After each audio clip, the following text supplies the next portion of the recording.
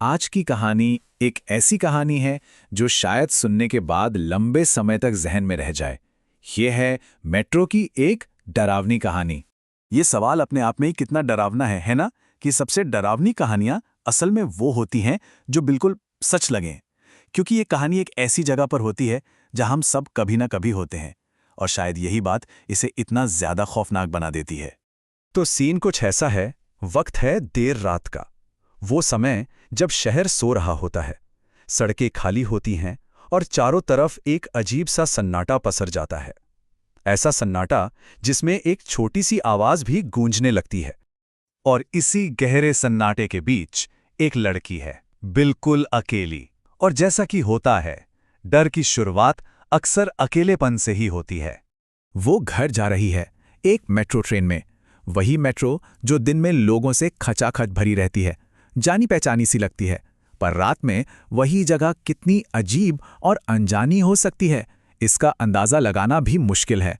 तो अब आते हैं कहानी के उस हिस्से पर जहां से सब कुछ बदलना शुरू होता है, और इसकी शुरुआत होती है एक टक घूरती हुई आंखों से। जरा कल्पना कीजिए, लगभग खाली मेट्रो का डिब्बा, और कोई है जो लगातार बस आपको ही देखे जा रहा है, नजरें हटा ही नहीं रहा। बस यही एक चीज इस कहानी में खौफ और बेचैनी की शुरुआत करती है। तो हो ये रहा है कि सामने एक महिला बैठी है और उसकी आंखें सीधे उस लड़की पर जमी हुई हैं।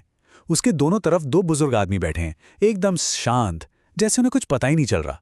लड़की कोशिश करती है इधर उधर देखने की, फोन में देखने की, पर जब भी वो नजर उठाती है, वो औरत बस उसे ही घूर रही होती है। अब धीरे धीरे एक अजीब सा डर दिल में बैठने लगता है। अब लड़की इस अजीब से घबराहट से निपट ही रही थी कि कहानी में एक नया मोड़ आता है। एक और शख्स की एंट्री होती है जो इस सिचुएशन को और भी ज्यादा कॉम्प्लिकेटेड बना देता है। अगला स्टेशन आता है और दरवाजा खुलने पर एक लंबा सा आदमी अंदर आता है। उसने एक लंबा सा कोट, मतलब एक ट्रेंच कोट पहना हुआ है। वो कौन है, क्या चाहता है, कुछ भी साफ नहीं है, जिससे माहौल में एक और परत रहस्य की चढ़ जाती है। और यहां से चीजें और भी अजीब होने लगती हैं। वो जो औरत घूर रही थी, वो इस नए आदमी को देखती तक नहीं। उसकी नजरें अभी भी सिर्फ और सिर्फ लड़की पर हैं। और ये नया आदमी वो सीधा आकर लड़की के बगल में ही बैठ जाता है।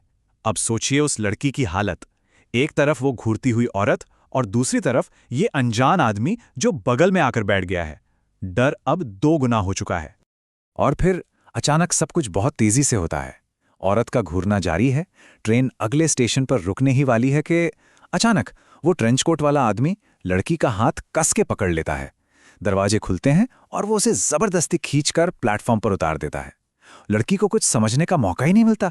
तो अब हम कहानी के उस पॉइंट पर हैं जहां सब कुछ बदल जाएगा, जहां इस पूरे खौफ के पीछे का चौंकाने वाला सच सामने आने वाला है। पलक झपकते ही ट्रेन के दरवाजे बंद हो जाते हैं और ट्रेन चली जाती है। प्लेटफॉर्म पर अब बस वो लड़की है और वो अजनबी।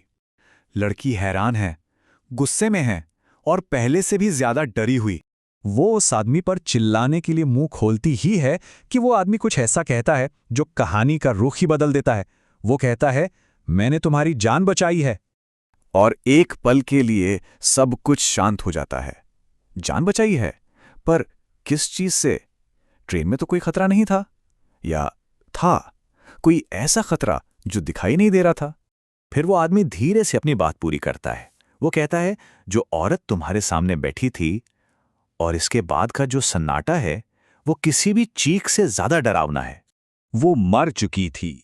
जी हां, वो आंखें जो लड़की को लगातार घूर रही थी, वो एक मुर्दा जिस्म की आंखें थी। और अब सारी पहेली सुलझ जाती है। वो दो बुजुर्ग आदमी, वो असल में उस औरत की लाश को इस तरह सहारा देकर बिठाए हुए थे जैसे वो जिंदा हो। और वो घूर इसलिए रही थी क्योंकि मरने के बाद उसकी आंखें खुली रह गई थी और उसका सिर लड़की की तरफ झुका हुआ था। वो दोनों आदमी दरअसल कातिल थे जो लाश को ठिकाने लगाने ले जा रहे थे।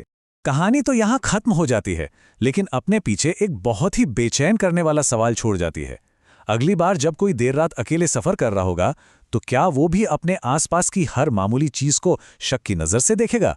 क्योंकि क्या पता जो जैसा दिख रहा है असल में वैसा हो ही ना।